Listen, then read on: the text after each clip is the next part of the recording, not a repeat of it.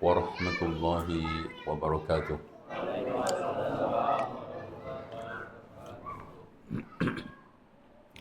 Bisa dikunci nggak Pak itu?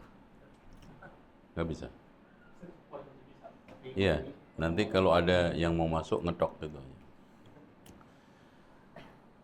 Innal hamdalillahi nahmaduhu wa nasta'inuhu wa nastaghfiruhu wa nastahdiih. ونعوذ بالله من شرور أنفسنا وسيئات أعمالنا من يهده الله فلا مضل له ومن يضلل فلا هادي له أشهد أن لا إله إلا الله وحده لا شريك له وأن محمدا عبده ورسوله اللهم صل وسلم وبارك على محمد وعلى آل محمد والحمد لله رب العالمين. Kita lanjutkan pembacaan kitab A'lamus Sunnatil Mansyurah li'i'tiqadi At-Taifatil Mansurah. Sekarang pertanyaan ke-11 ya. Ke-12. Tafadhal. Ada berapa tingkatan agama Islam? Ada 3 tingkatan dalam agama Islam. Pertama Islam, kedua iman, dan ketiga ihsan. Dari sini ikhwan, kesalahan pembagian tingkatan Islam menurut Sufi yang membagi menjadi syariat, ma'rifat, hakikat. Ya kalau dibikin 4 itu syariat, itu dalam proses zikir untuk mencapai kesempurnaan 4. Syariat, thariqat, ma'rifat, hakik. Ini hakikat ma'rifat. Makanya zikir ada zikir syariat, la ilaha illallah Muhammadur Rasulullah. Ada zikir thariqat, la ilaha illallah, la ilaha illallah. Itu thariqat. Ada zikir hakikat, sudah hakikatnya.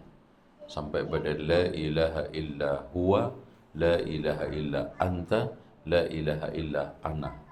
Tidak ada Tuhan kecuali saya. Makanya ini akhirnya menafikan dirinya, kemanusiaannya karena udah menjadi ketuhanannya. Nah, orang-orang sufi ini yang merusak Islam, akhirnya Islam itu seakan-akan tidak punya peran dalam kehidupan. Tidak perlu memikirkan manusia.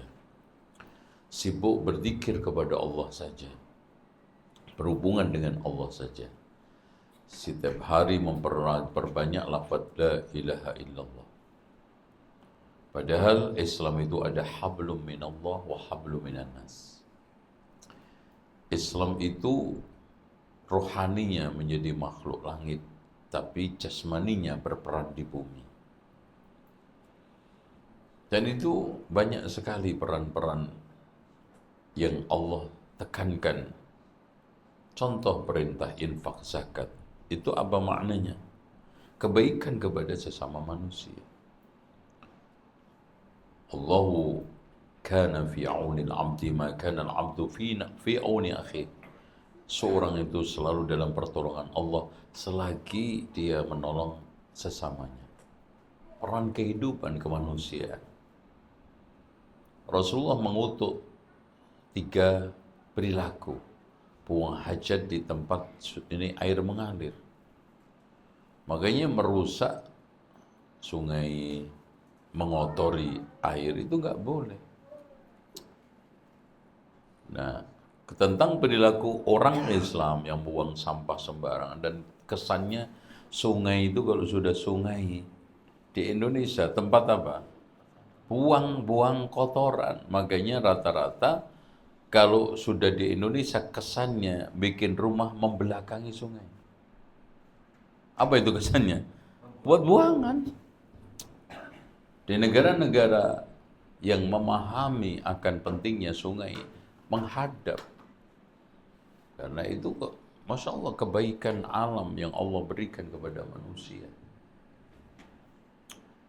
Terus buang hajat di tempat pohon yang berbuah.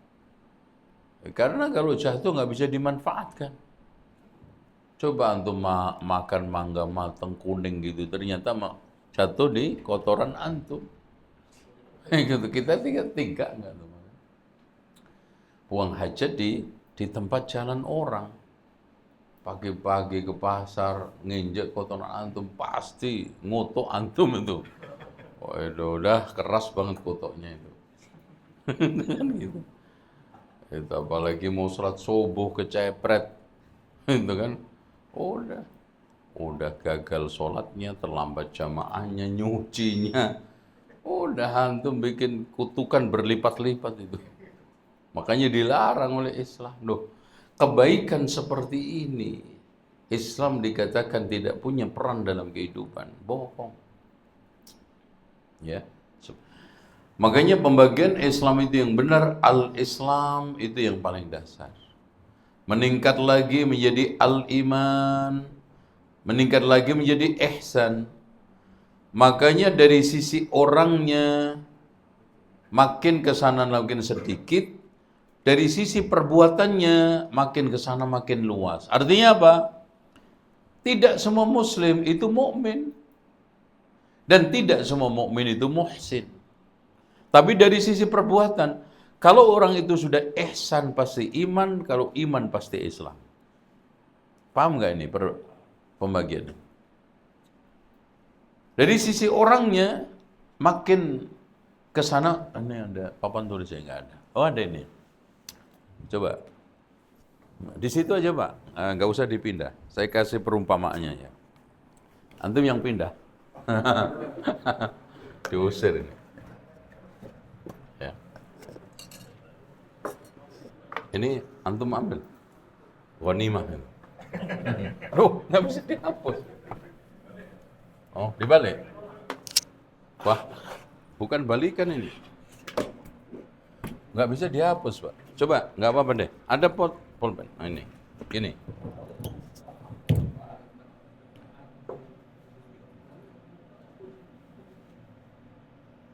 Oke. Dari sisi muslimnya, lingkaran luar, artinya lebih banyak. Nanti berikutnya mukmin. Berikut lagi muhsin. Tapi dari sisi perilakunya, lingkaran luar ihsan. Lebih luas. Artinya orang kalau sudah ihsan itu pasti iman, pasti Islam. Dan seterusnya. Iman. Ini Islam. Perannya Islam itu kecil. Islam itu hanya mengucap. Makanya qalatil a'rabu amanna qul lam tu'minu walakin qulu aslamnya. Orang Badui mengatakan saya beriman, jangan, kamu belum Islam. Belum iman, walakin qulu Islam itu hanya mengucap la ilaha illallah. Kalau sudah dibarengi dengan iman, keyakinan, maka lebih luas lagi. Terus kalau sudah dibarengi dengan praktek-praktek di dalam kehidupan, sudah ihsan, anta'budallaha ka'annaka tara, ihsan kepada manusia telah melakukan berbagai macam kebaikan. Makanya kalau muslim lebih luas, artinya muslim lebih banyak. Kenapa? Karena semua mukmin itu pasti muslim. Semua muhsin pasti muslim. Tapi tidak sebaliknya. Semua muslim belum tentu mukmin. Semua mukmin belum tentu muhsin. Maksudnya muhsin itu lebih sedikit. Paham tuh? Itu. Antum hapus sendiri ya. Takutnya nanti nggak kena dihapus. Jadwal sholatnya.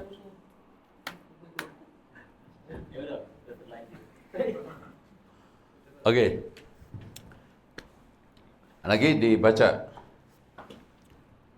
Masing-masing di antara ketiga tingkatan tersebut bila disebutkan secara mutlak bisa mencakup makna agama secara keseluruhan. Nah, artinya gini Pak, kalau disebutkan secara mutlak, muslim, ya mukmin, ya muhsin. Kalau disebutkan mukmin, ya muslim. Artinya, inilah yang dimaksudkan oleh para ulama, idza ijtama'a tafarraqa wa idza tafarraqa ijtama'a. Kalau ngumpul pisah, kalau pisah ngumpul. Apa itu? Artinya kalau Islam, iman, ihsan ini ngumpul, artinya kita jajarkan, maknanya masing-masing beda-beda. Tapi kalau pisah, kita sebutkan sendiri-sendiri Islam, kita harus beragama Islam dengan baik. Ya mencakup iman, ihsan. Gitu loh. Iman adalah begini, ya Islam. Makanya Rasulullah SAW ketika ditanya, mal Islam an yuslima qalbuka lillah. Hendaknya kamu pasrahkan hati kepada Allah. Itu. Terus kemudian wama al-Islam, apa yang sekarang ini yang dimaksudkan hakikat daripada Islam adalah al-imanu billah wa malaikatihi wa kutub. Jadi Islam juga iman, nggak ada beda-bedanya. Sehingga kalau disebutkan contoh, qalatil a'rabu amanna qul lam tu'minu walakin qulu aslamna. Berarti di sini iman Islam itu beda karena ngumpul. Disebutkan secara berdampingan iman Islam. Berarti maknanya Islam itu perbuatan zahir, iman itu perbuatan batin. Islam itu syahadat, sholat, puasa, zakat, haji. Iman itu antu'mina billahi wa malaikatihi wa kutubihi wa rusul wal yaumil akhir wa bil khairi wa bil qadar khairihi wa syarrihi. Itu maknanya. Kalau dikumpulkan maknanya pisah, kalau dipisahkan maknanya ngumpul. Artinya sama, itu iman, Islam, ihsan. Tuh, paham? Ada lagi? Dilanjut. Apa arti Islam? Islam artinya berserah diri kepada Allah Ta'ala dengan tauhid, tunduk kepadanya dengan ketaatan dan berlepas diri dari perbuatan syirik. Allah Azza wa Jalla berfirman, siapakah yang lebih baik agamanya daripada orang-orang yang memasrahkan dirinya kepada Allah. Ya, lanjut. Allah Azza wa Jalla berfirman, siapa yang berserah diri kepada Allah dan dia seorang muslim, maka sungguh dia telah berpegang teguh pada bulu tali yang teguh. Allah juga berfirman, bagi setiap umat telah kami syariatkan penyembelihan kurban agar mereka menyebut nama Allah atas binatang ternak yang dianugerahkannya kepada mereka. Tuhanmu ialah Tuhan yang Maha Esa, maka berserah dirilah kepadanya. Sampaikanlah Nabi Muhammad kabar gembira kepada orang-orang yang rendah hati dan taat kepada Allah. Baik. Dari sini ikhwan, penulis Syekh ingin menegaskan arti Islam secara umum itu mencakup iman, ihsan. Makanya Islam itu apa? Al-istislamu lillahi bitauhid. Berserah diri kepada Allah dengan mentauhidkannya. Walinqiyadu lahu bitta'ah. Tunduk dengan berbagai macam ketaatan, dan ketaatan itu isinya apa? Menjalankan perintah, meninggalkan larangan. Jadi ketika disebut taat itu ke sana arahnya. Mari kita mentaati Allah. Artinya apa? Jalankan perintahnya, tinggalkan larangannya. Itu. Jadi kalau kita berbicara masalah taat itu bukan soal menjalankan sholat, menjalankan kebaikan. Taat itu mencakup menjalankan perintah Allah, meninggalkan larangannya. Oh ya. Dan di sini waman ahsanu dinan din mimman aslama wajhahu lillah. Berarti zahir batin. Wa may yuslim wajhu ila Allah wa huwa muhsin. Berarti Islam juga mencakup apa? Ihsan. Walikulli ummatin ja'alna manshakan liyadhkuru ismallaha ala ma razaqahum wa min bahimatil anam. Islam itu juga mencakup praktek secara amaliyah. menyembelih, berkorban, dan yang lainnya. Fa ilahukum ilahu wahid, mencakup juga tauhid. Jadi Islam kalau disebutkan secara umum mencakup iman dan ihsan, amalan zahir dan batin. Cuman kalau kita ingin bedanya apa sih Islam, iman, ihsan? Nah, baru ngomong tadi. Islam itu perbuatan zahir, iman itu perbuatan zahir. Ini batin, ihsan itu mencakup kebaikan seseorang di dalam mengamalkan Islam secara zahir, batin. Paham? Jadi perpaduan antara amal yang sempurna antara zahir batin itu menjadi apa? Ihsan. Makanya anta'budallaha ka'annaka tara. Wallahu yuhibbul muhsinin. Setelah apa? Ngomong alladzina yunfiquna fis sarra'i wad-dharra wal kadhimina al-ghaidha wal 'afina 'anil nas wallahu yuhibbul muhsinin. Amalan zahir. Berinfak dalam keadaan lapang dan sempit, menahan dendam, amarah, dan memaafkan manusia. Wallahu yuhibbul muhsin. Mencakup apa? Amal semuanya. Hablum minallah wa hablum minan nas. Ya. Lanjut sekarang pertanyaan berikutnya. Apa dalil bahwa kata Islam meliputi arti agama secara utuh jika diucapkan secara mutlak? Allah Ta'ala berfirman, sesungguhnya agama yang diridhoi di sisi Allah ialah Islam. Nah, Nabi SAW bersabda, Islam dimulai dengan asing dan suatu saat Islam akan kembali menjadi asing sebagai ya betul. permulaan. Masya Allah, ini perenungan buat kita semua, ikhwan. Rasulullah mengatakan awal sudah kita rasakan, sudah kita tangkap di dalam sejarah. Bada'al Islamu ghariba. Rasulullah terasing di Mekah, dikucilkan di Mekah, ditindas di Mekah. Apa artinya? Wa sayaudu, akan kembali dikucilkan, ditindas, dan diasingkan. Jadi kalau antum beragama kemudian gak dapat teman, antum sabar. Ini nas. Antum pengen dapat teman banyak, konser. Iya, konser. Banyak. Kalau antum ingin sunnah, ya segini nih. Antum pengen banyak sekali konser. 17 Agustus. Enak, banyak itu. Langsung.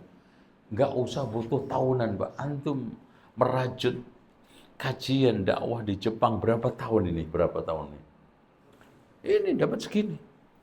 Berapa tahun? Dan berapa cepat antum seminggu persiapan untuk konser dapat 1.000 orang, 1.000 orang, 2.000 dapat. Karena memang bada'al Islamu ghariba wa sayaudu. Karena apa? Karena konsekuensi. Karena menjalankan konsekuensi. Konsekuensi Islam dengan konsekuensi konser itu beda. Apalagi pakai sound horeg.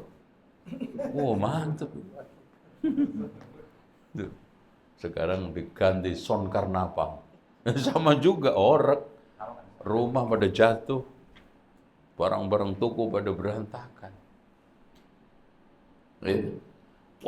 Makanya Rasulullah katakan dalam hadis yang dikeluarkan oleh Imam At-Tabrani di dalam Al-Mu'jamul Kabir, Islam akan mengalami kemajuan sampai semua masuk Islam, tidak tersisa kecuali 1-2 munafik terisolir, terpojokkan dan tidak didengar. Dan Islam akan mengalami kemunduran sampai semua keluar dari Islam, tidak tersisa kecuali 1-2 mukmin yang terisolir, terpojokkan, tidak didengar. Maksudnya di sini orang rame-rame meninggalkan Islam. Makanya akhirnya yang konsisten terasing. Sehingga kata Ali bin Abi Thalib, sayati 'alan nasi zamanun lam yabqa minal islami illa ismuhu. Akan datang suatu zaman tidaklah tersisa dari Islam kecuali tinggal nama-namanya. Nama-nama. Abdullah, Abdul Khalik, Abdul Rahman, korupsi. Muhammad Ahmad, terus apa lagi? Abdul Rahim, selingkuh. Tinggal nama dong. Bahkan mereka lebih banyak merusak Islam daripada memberi cerminan baik Islam. Makanya Pak, Allah mengajarkan doa kepada kita, Rabbana la taj'alna fitnatan lilladzina kafaru. Ya Allah, janganlah kami jadikan sebagai sumber fitnah buat orang kafir. Kenapa? Mereka menyangka baiknya agama mereka, jeleknya agama kita. Benarnya agama mereka, sesatnya agama kita. Haknya agama mereka, batilnya agama kita. Kenapa? Karena cerminan, karena terjemahan, karena potret, karena tampilan kita tidak mencerminkan Islam. Ada sebagian muslim lah, orang kafir kalau ingin menilai, tolong dong baca Quran Sunnah. Lah ente aja nggak baca. Kita aja yang Islam, Pak. Itu hanya mengambil Islam dari tutur tinular. Katanya, ngaji juga susah. Lah apalagi orang non-muslim. Kalau ingin tahu hakikat daripada Islam, baca dong Al-Quran dan Sunnah. Akan tahu informasi yang sebenarnya tentang Al-Quran. Emang sempat? Wong kita aja yang muslim gak sempat kok baca Quran secara tuntas, mengkaji Al-Quran secara tuntas, sehingga kita tahu gambaran utuh tentang Islam. Muslim aja gak sempat. Tuh loh Pak. Dari mana? Makanya Rasulullah ketika ditanya oleh Aisyah, bagaimana akhlaknya Rasulullah? Khuluquhul Quran. Akhlaknya itu Quran, berarti Quran berjalan di muka bumi. Dari situlah mereka kenapa banyak yang masuk Islam, tertarik dengan Islam, kokoh Islamnya. Karena ada Islam secara qudwah, panutan. Islam secara teladan. Islam secara visualis, tampil di depan muka penglihatan mereka. Dan bisa dirasakan. Makanya antum di sini di Jepang, tanggung jawabnya berat di hadapan Allah. Karena antum ini adalah ambasador, brand ambasador Islam. Gak main-main loh Mas. Brand ambasador ngutil. Iya, aduh. Jangan. Brand ambasador ngendek. Jangan. Antum di Jepang ini sejelek-jeleknya brand ambasador Muslim. Orang-orang Jepang itu melihat, oh Masya Allah, orang Islam cuci muka tiap hari bersih, makanya glowing mukanya. Gak pakai skincare. Menilai dia Pak. Masya Allah, orang Islam itu adzan subuh itu digaji berapa itu ya? Bangun-bangun jam segitu, udah kita aja masih tidur. Loh, muncul lagi. Apa lagi nih? Nah, kalau ini mah istirahat. Kita di sini Pak. Oke, kita istirahat dulu. Ini Pak, ini bikin orang nggak bisa ngomong. Ini muskilah ini. Masya Allah. Ini untuk saya atau sajen Pak? Ada berhenti aja. Ada kita lanjutkan dikit. Jadi gitu Pak. Antum itu brand ambassador untuk Islam. Orang Jepang yang tidak mungkin hadir di majelis ini, minimal dia itu hadir melihat kehadiran Islam antum di mata mereka. Amanah antum, disiplin antum, terus apa lagi? Konsisten antum, tanggung jawab antum, Masya Allah. Gitu. Dia akan bertanya dengan sini, kenapa itu orang Islam kok setiap zuhur wudhu? Iya, kenapa sholat pakai wudhu? Itu dia biarin tanya, tampilkan itu. Itu kenapa sholat rukuk sujud? Ya walaupun ada yang dapat tanggapan, ada yang dicuekin, bahkan ada yang dikata-katain. Teman-teman kita di Korea Selatan ada yang berusaha nyampaikan. Disampaikan tentang kematian, tentang Ini orang perlu dibawa ke psikiater nih. Dikatain orang Korea, ini orang gila nih, atau orang psikopat nih. Masa cerita aneh-aneh katanya ada surga neraka, nggak ada masalah. Konsekuensi dari mengajak, Rasulullah dikatakan majnun, Rasulullah dikatakan syair, kahin, dukun, itu biasa, ya. Oke. Makanya Rasulullah katakan afdalul Islam, sebaik-baik Islam adalah imanun billah, iman kepada Allah. Berarti Islam itu iman, iman itu Islam. Oke, kita nanti masuk ke pertanyaan nomor 15. Makan dulu. Silakan, Pak. Wallahi antum nggak konsentrasi. Berantakan pikirannya. Iya. Masya Allah, ini selingan yang cukup menarik, luar biasa, membuat banyak yang bisa kembali ke alam asalnya.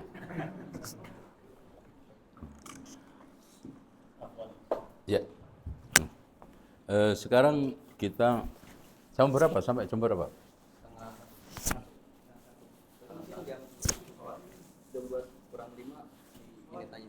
Oke. Ya udah sekarang aja tanya jawab. Silakan. Awalan. Ada yang mau bertanya?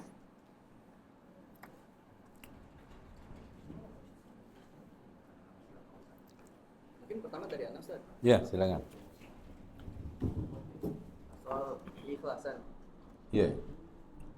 Kalau dipikir-pikir tuh parameternya agak samar. Maksudnya gimana caranya kita tahu kalau kita itu ikhlas, Ustaz? Kadang tuh kita udah ikhlas gitu. Maksudnya disangka kita tuh ikhlas, tapi khawatirnya itu sebenarnya itu nggak ikhlas gitu. Hakikatnya itu ikhlas seperti apa, Ustaz? Ya tadi makanya para ulama mengatakan ikhlas adalah merasa kamu masih belum ikhlas. Ketika muncul pada setiap amal perasaan itu, maka itulah ikhlas sudah mulai tumbuh. Itu satu. Keikhlasan itu memang perkara yang sulit karena masalah hati. Li'annaha tataqallab berubah-ubah. Makanya Rasulullah itu paling sering bersumpah wa muqallibil qulub, demi zat yang membolak-balikkan hati manusia. Dan Rasulullah paling sering berdoa, Allahumma ya muqallibal qulub. Dan Rasulullah mengatakan, inna quluba bani Adam baina usbu'aini min asabi'ir rahman yuqallibuha kaifa sya'. Hati seorang hamba itu di antara jemari Allah, dia rubah kapan saja dia mau. Nah, di sini para ulama memberikan cara, solusi untuk supaya kita itu bisa menjaga keikhlasan. Satu, antum perbarui niat pada setiap perbuatan kita. Makanya Pak, setiap amal itu selalu diawali dengan niat. Kenapa? Karena masalahnya tadi, mungkin kita infak bisa ikhlas, ternyata dalam masalah kita itu bermuamalah nggak ikhlas, sering marah-marah, gampang emosi, loh kan? Butuh perbaikan niat di dalam masalah muamalah. Bisa saja kita kerja tulus, ulet, dan masya Allah mencintai kerjaan, tapi belum tentu sayang tulus kepada keluarga. Maka tajdidun niyah di dalam masalah ke keluarga butuh, loh kan gitu. Makanya sampai kenapa Rasulullah mengatakan badiru bil a'mal, bergegaslah kalian di dalam beramal. Fitanan ka qita'il lailil mudlim, fitnah seperti malam pekat, yusbihur rajulu mu'minan wa yumsi kafira, pagi mukmin sore kafir. Lihat. Kenapa? Masalah hati di hadapan fitnah. Yabi'u dinahu bi'aradin minad dunya, karena ketidaktahanan dia terhadap godaan dunia, sehingga menjual agamanya dengan keuntungan dunia sedikit.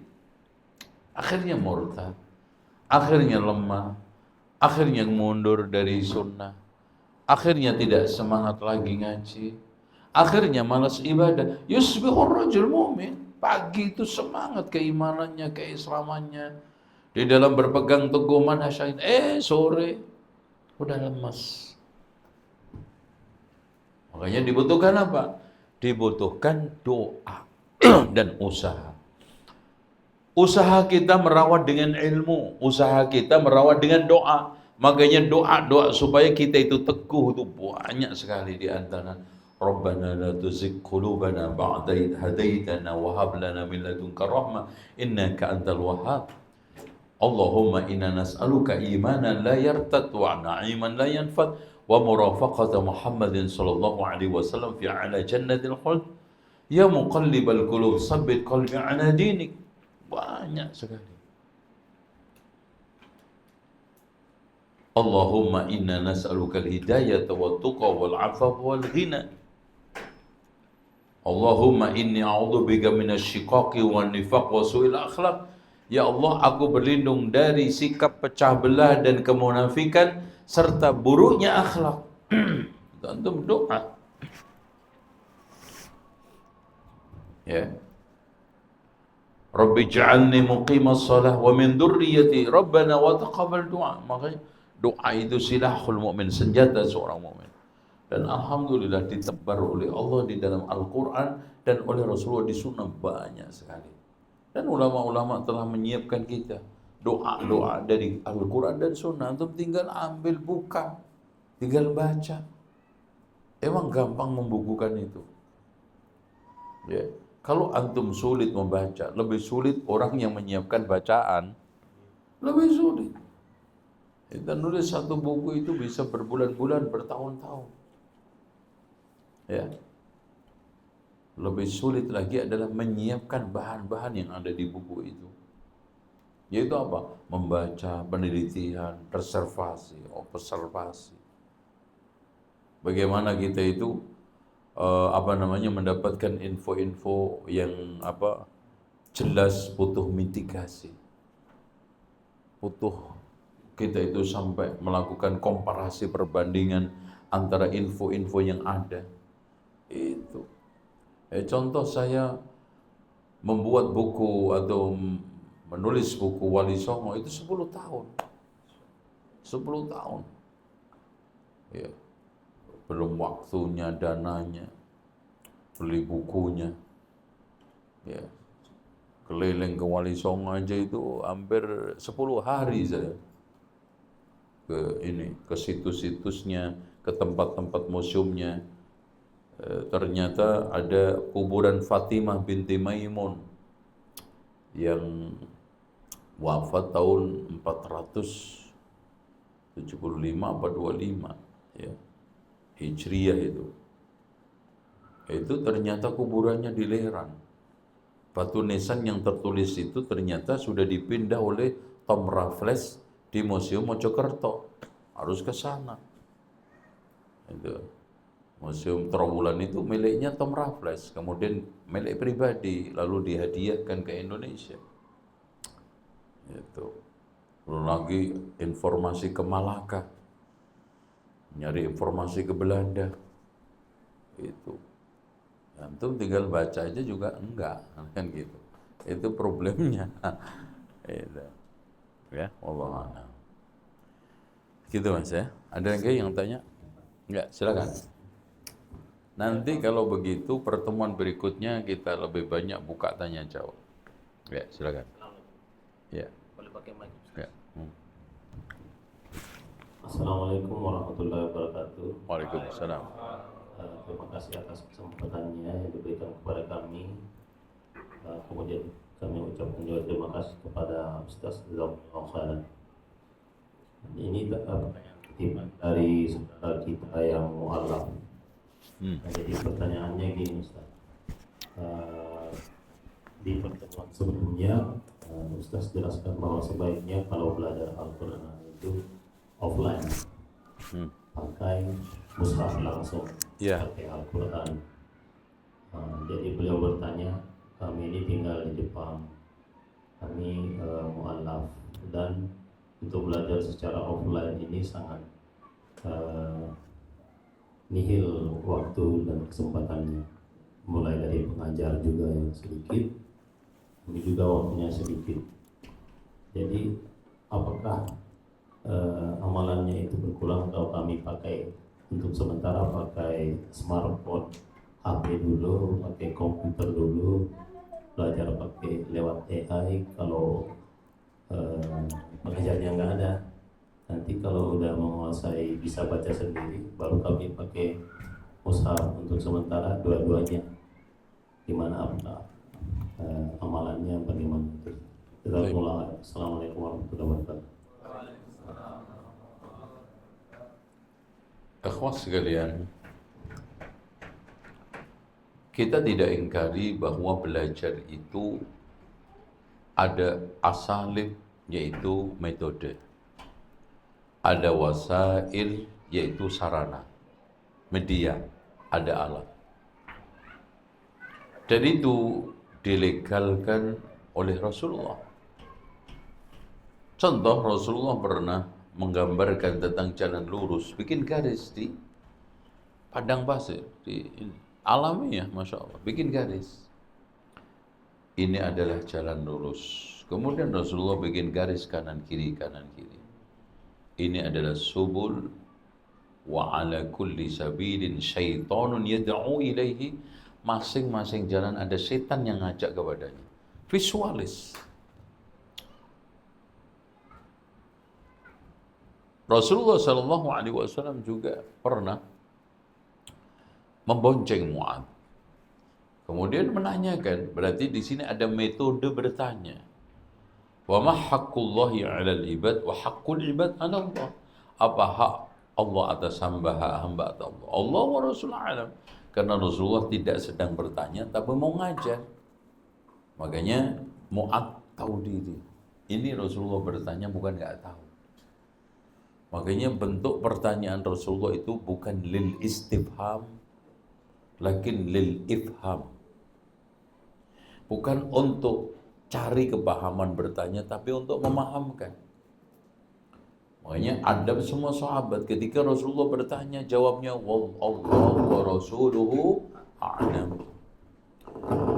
Wa haqqul ibad 'ala Allah an ta'budullaha wa la tusyriku bihi syai'an. Kau bertauhid menyembah Allah saja, tidak sekutu, tidak menyekutukan. Wa haqqul ibadi 'ala Allah alla yu'adziba man lam yusyrik billahi syai'a. Tidak akan menyiksa orang yang tidak menyekutukan Allah. Dibonceng, diajak jalan-jalan. Ya, tidak harus dikelas. Begitu metode. Nah, di antara sekian metode adalah apa? Belajar lewat online. Itu media, alat. Dan tidak ada masalah. Karena seorang itu tidak terpaku pada satu sarana. Dan gak usah dibanding-bandingkan, karena memang bukan untuk perbandingan antara offline dengan online. Yang jelas kalau offline itu pasti lebih baik hasilnya. Dan ini kita akan dapatkan ketika dulu anak-anak kita belajar di kelas dengan Zoom ketika COVID. Beda nggak? Beda. Kenapa? Anak hanya menangkap lebih pada informasi. Nggak ada motivasi, nggak ada keteladanan, nggak ada penanaman nilai. Hanya gambar. Anak tidur, ditutup layarnya. Mingslep, hilang. Atau macam-macam. Gurunya juga nggak akan, kamu tidur nggak tahu. Anak juga bilang, enggak Pak, itu sebentar, ke toilet. Padahal enggak. Itu aja kelemahannya. Apalagi siapa yang ngumpul di rumah, di antara rumah Allah, mengaji, mengkaji kitabullah, akan turun ketenangan, diseliputin rahmat, dikelilingi malaikat. Itu memang nggak berlaku di online, Pak. Nggak berlaku. Itu nazalat alimus sakinah. Yang tapi sarana apapun kita tidak boleh tinggalkan. Ada pepatah, nggak dapat batang akar pun juga jadi. Yang penting belajar kan. Yang penting mendapatkan ini sambil berusaha untuk bisa belajar daurah online, offline. tajwid dan yang lainnya, insyaallah. Seperti itu, ya. Ya, Pak.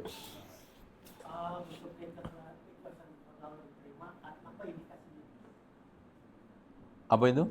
Indikasi bahwa ikhlas kita diterima Allah. Ada indikasi. Hadirin sekalian, ikhlas itu perbuatan batiniah, hati. Maka untuk kita tahu enggak amal ikhlas kita itu diterima oleh Allah pada akhirnya adalah kita itu bisa merasakan ini demi manusia, makhluk atau Allah. Itu.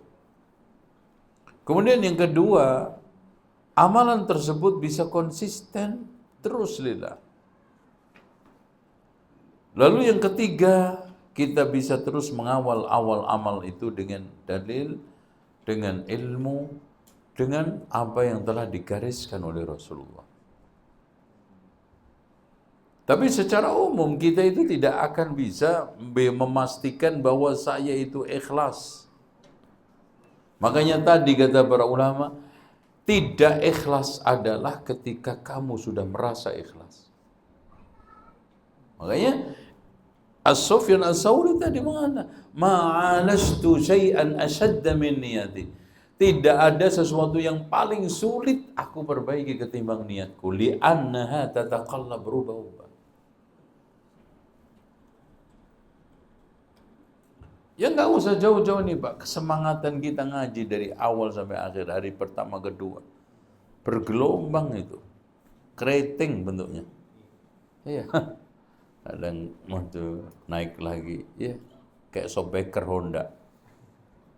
Nah, itu. Tapi kan yang paling penting ada muhawalah. Yang paling penting ketika kita kendor, angkat. Makanya soal masalah riya. Siapa yang amal pertamanya riya, kemudian diusahakan untuk diperangi sampai akhirnya ikhlas, maka diterima. Siapa yang awalnya ikhlas, kemudian tertimpa riya, terus kemudian diperangi, dilawan, akhirnya ikhlas, insya Allah diterima. Tapi dari mulai awal sampai akhir riya ditolak. Dari awal ikhlas kemudian riya sampai akhir nggak bisa ngobatin, ditolak. Ini macam-macam, ini ikhlas yang kecampuran riya. Walaupun Syekh Muhammad Ibn Shalih Al-Utsaimin menegaskan berbeda kalau amalan awal dengan yang kedua terputus. Contoh, awal infak 100.000 nggak ikhlas, pamer dan infak lagi ikhlas. Nah, terputus kan dengan awal dengan yang kedua. Maka yang 50 diterima. Karena infak 1 juta, akhirnya ada perasaan, nggak ada deh semajid ini yang segede saya. Ria. Terus ternyata 5.000 tulus, mendingan 5.000. Makanya benar alasan orang Indonesia kalau diajak infak itu, Pak, anak kalau gede nggak ikhlas, kalau kecil ikhlas. Benar kan? Iya. Itu lucu ketika untuk dirinya gede nggak ikhlas, kecil ikhlas. Masjid itu butuh duit apa butuh ikhlas, Pak? Jangan dibalik. Masjid itu butuh duit, orangnya butuh ikhlas gitu loh. Ini repot, orangnya butuh duit, masjidnya dikasih ikhlas. Udah ikhlas aja deh. Nggak jadi tuh masjid. Masjid apa? Kainan itu. Harusnya masjidnya dikasih duit. Karena masjid nggak butuh ikhlas. Benda, barang, bangunan. Yang butuh ikhlas siapa? Yang beramal. Ini. Ya walaupun ada sedikit masuk akal, kalau gede nggak ikhlas, kalau kecil ikhlas, ya udah kecil aja. Tapi ya jangan terus-terusan. Itu. Akhirnya bangun pondok, bangun masjid nggak selesai-selesai. Karena prinsipnya tadi, kalau gede nggak ikhlas, kalau kecil ikhlas. Ya mending daripada nggak sama sekali. Walhasil Pak, akhirnya laku kebangsaan, masjid, pondok, yayasan Islam, ya dana-dana. Karena kekurangan dana. Ya dana. Itu kan. Kenapa itu dulu kok lagunya bukan lagu gereja itu, lagunya umat Islam, ya dana, ya dana, karena kekurangan dana. Itu, yes, itu watak tabiat daripada pondok, masjid, yayasan Islam ya dari situ. Makanya namanya perjuangan. Tapi masya Allah Pak, ana belum dengar ada masjid bangkrut gulung tikar. Padahal dananya pas-pasan selalu. Dari mana itu? Berkah, karena sumbernya halal, dikelola secara benar dan amanah. Semua mau pondok, mau anak. Hancurnya itu apa? Dikhianati. Hancurnya itu ditilep. Hancurnya itu apa? Dikorupsi. Itu. Masjid itu subhanallah, kalau antum perhatikan, masukannya nggak ada yang tetap, seadanya. Tapi subhanallah jalan, nggak ada masjid bangkrut. Itu. Karena barokah. Ayo, ana bilangin teman-teman yang lola pondok, antum jangan terlalu galau. SPP selalu, memang watak daripada sunatullah pondok itu kekurangan dana. Makanya tadi lagu kebangsaannya ya dana-dana. Itu. Tapi kalau antum kelola dengan amanah, insya Allah barokah. Itu barokah. Betul ya. Ada lagi? Tanya? Ya, silakan. Ya. Ya. Tadi mengutip perkataan Ustaz yang sebelumnya bahwa kita saat pertama kali datang ke sini memiliki tanggung jawab yang besar, bahwasanya kita menjadi brand ambassador Islam dan menjadi kewajiban berdakwah Ustaz. Ya. Pertanyaannya, apakah dengan kita berdakwah kepada orang-orang Muslim Indonesia saja sudah cukup mengumpulkan kewajiban berdakwah? Apakah jika tidak mendakwahkan kepada orang-orang Muslim, apakah kita tetap berdosa Ustaz? Nah, begini. Ikhwas sekalian, yang paling penting antum bertekad untuk memulai menyebarkan Islam dengan rahmat di negeri Jepang ini. Mulai niat itu udah mulia. Tekad itu. Ketika antum sudah ada tekad mulia, kemauan mulia, insya Allah nanti akan ada kelanjutannya. Makanya orang itu baik berawal dari apa? Pengen jadi orang baik. Pengen dulu, walaupun nggak baik sekarang, nggak baik-baik, tapi pengen. Keinginan itu terus menginspirasi dia untuk mencari jadinya. Keinginan itu akhirnya menginspirasi dia untuk belajar.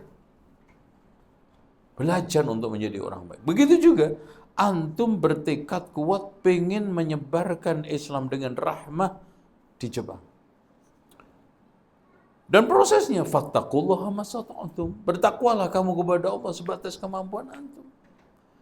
Dimulai dari mana?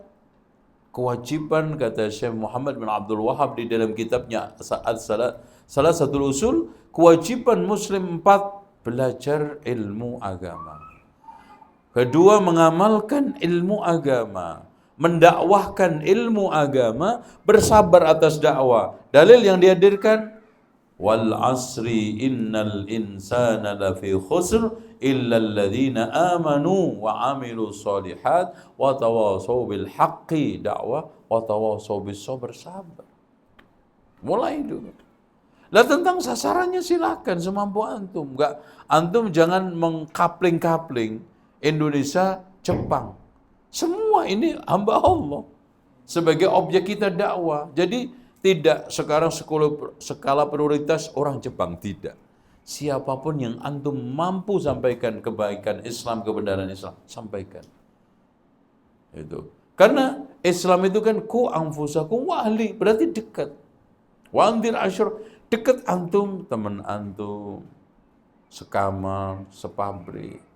orang yang antum sekarang kenal di komplek, antum sampaikan. Dan dakwah itu bisa bilhal tampilan antum, mencerminkan terjemahan Islam. Bil lisan menyampaikan dakwah melalui apa? Ud'u ila sabili rabbika bil hikmah wal mau'izatil hasanah wajadilhum billati hiya ahsan. Tapi kalau enggak, la ayyahdiyallahu bika rajulan wahidan. Andaikan ada orang yang mendapatkan petunjuk lantaran itu bisa apa? Antum hanya sekedar menyampaikan buku dia baca, menyampaikan kajian dia ikut, termasuk antum mengirim WA nasihat-nasihat yang antum nggak nulis, tapi saya ngedownload. Semua menjadi perantara orang mendapatkan hidayah, itu mendapatkan humrin na'am, ya addalu 'alal khairi kafa'ili, orang yang menunjukkan kebaikan sama dengan yang berbuat. Wallahu a'lam. Itu ya. Mudah-mudahan apa yang saya sampaikan pagi sampai siang ini bermanfaat, dan insyaallah kita akan lanjutkan pada season berikutnya biiznillah. Demikian cukup. Subhanakallahumma wa bihamdika asyhadu an la ilaha illa anta astaghfiruka wa atubu ilaik. Wa sallallahu ala Muhammadin wa ala ali Muhammad walhamdulillahi rabbil alamin. Wassalamualaikum warahmatullahi wabarakatuh. Kenapa?